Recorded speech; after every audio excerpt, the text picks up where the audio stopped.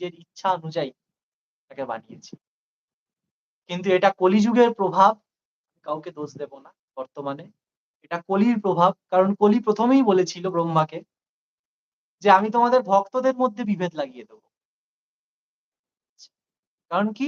কলি স্ট্রং হচ্ছে। কারণ একটা সময় তো কালো কলি শুরু হবে, কলি তো নিজের রূপে আসবে। কলি তো ওইটা আসার জন্যই তো সে করছে এক এটা। এক এখনো তো ঘোর কলিযুগ আসেনি। এখন কলি কলি চলছে। আসেনি, ঘোর কলি এখনো আসেনি। ঘোর কলি আসেনি, ঘোর কলি এলে কালো তখন কলি পুরো আসেনি। বিনাশ। যে সময় কল্কি আসবেন ভগবান, দেবদত্ত ঘোড়ায় চেপে। তো এইজন্যই আশা করি ভক্তে, সেই ভক্তে দিনটা সেই দিনটা আমাদের দেখতে হবে না। আশা করি। কারণ আমাদের আ উদ্দেশ্য এটাই থাকবে যে যতই পাপ হোক না কেন, যতই মানে অন্যায় হোক না কেন, আমাদের এই দিকটা মানে ভালোর দিকটা যাতে সবসময় আমাদের বেশি থাকে। মানে ভালোটা খারাপকে যাতে ছাপিয়ে না যেতে পারে। সেইজন্যই আ ডক্টর স্ট্রেঞ্জের যে গুরু আমি বারবার ভুলে যাই আমি ওনার মানে নামটা। এই পুরো টাটকা ছিল। ভালোটা না, ভালোটা যে একটা খারাপকে খুব ছাপিয়ে না যেতে পারে, এইটা চাইছে কলি। এইটা হ্যাঁ, আমরা চাইবো যে যাতে ছাপিয়ে যায়। সেইজন্যই তো অবতারের আশা। অবতার কি জন্য হয়েছে? কেন করছে এগুলো? ঠাকুর এসে কেন করলো এটা? চৈতন্যদেব এসে কেন হরিনামে মাতালো? কারণ কলির অস্ত্রের বিপরীতে কলির ৬ খানা অস্ত্র আছে। ৬ টা প্রধান অস্ত্র, ঘাতক অস্ত্র আছে কলির। কি, কি ৬ টা অস্ত্র? কাম, ক্রোধ, লোভ, মোহ, মাৎসর্য, হিংসা। এই ৬ টা অস্ত্র আছে। কাম অর্থাৎ প্রচন্ডভাবে লাস্ট, ক্রোধ প্রচন্ড রাগ, মোহ মানে তাকে ছাড়া আমি কিছু আর পাচ্ছি না। ঠিক আছে? এই জায়গাটায় আসছে একটু বাদে একটা জিনিস বলব। মোহ, কাম, ক্রোধ, মোহ, লোভ, অন্যের জায়গায়, অন্যের অ্যাচিভমেন্ট এর উপরে লোভ, অন্যের অ্যাচিভমেন্ট এর উপরে হিংসা। ওর হলো, ওর কিভাবে হলো? এটা আমরা ভাবি না যে আচ্ছা ওর হলো আমিও চেষ্টা করি না ওর মতো। হয়তো আমারও হবে। না, ওর কিভাবে হলো? এটা ওর হতে পারে না। এটা হিংসা। এগুলো কলির অস্ত্র। মানুষ স্বীকার করে না কিন্তু মানুষের অন্তরে এই কলির অস্ত্র যদি একটাও অস্ত্র থেকে থাকে তাহলে সে কলির দিকে, ঈশ্বরের দিকে নয়। আর কলি এটাই চায়।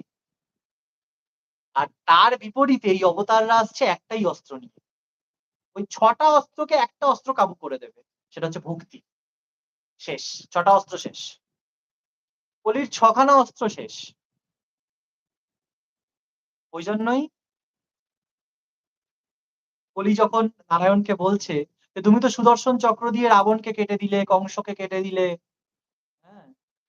না আমি তো আর বাইরে নেই। তুমি আমাকে কাটবে কি করে? নিজের ভক্তদের কি চক্র চালিয়ে কাটবে?" নারায়ণ বলল যে রাম সেই নারায়ণ, যে যুগে যা প্রয়োজন। তখন তুমি বাইরে ছিলে। তাই আমি চক্র নিয়ে এসেছি। এবার তুমি ভেতরে আছো। তাই আমি অস্ত্র ছাড়া আসবো। তোমাকে মানুষের ভেতর থেকে টেনে বার করে দেব। সেটাই হলো। চৈতন্যদেবের ক্ষেত্রেও সেটাই হলো। শ্রীরামকৃষ্ণ রূপেও সেটাই হলো। মানুষের মধ্যেকার এই যে ৬ খানা জিনিস এদেরকে একদম শেষ করে রেখে দিলেন। এই দুটো মানুষ। মানুষ বলব না, এই দুজন। আর শ্রীরামকৃষ্ণ বললেন, "না, এখানে একটু কেস জন্ডিস আছে। এখানে আমি একা গেলে শুধু হবে না।" এর সাথে কাকে নিলেন? ওই দশপ্রহরণধারিণী। দশভুজা মহিষাসুরমর্দিনী। তাকে নিয়ে এলেন। সেও সব লুকিয়ে এলো। একজন নিয়ে এলো ভক্তি, একজন নিয়ে এলো মাতৃত্ব। এইবারে ডবল ইমপ্যাক্ট। কলির ৬ টা অস্ত্রের উপর ডবল ইমপ্যাক্ট। একদিকে ভক্তি, একদিকে মাতৃত্ব, ভালোবাসা। তন্ত্রের থেকেও যেটা সবথেকে বড় শক্তি, সবথেকে বড় তন্ত্র ভালোবাসা। আরামবাগীশের তন্ত্রের ১ম অধ্যায়ে একদম লেখা আছে বড়, বড় করে। ভালোবাসা হলো সবথেকে বড় তন্ত্র। ভোগ যারা দেখেছে তারা নিশ্চয়ই জানবেন।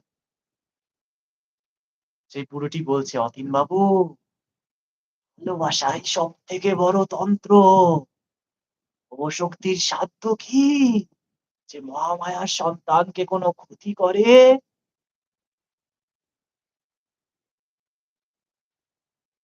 ও শক্তির সাধ্য নেই। এইজন্যই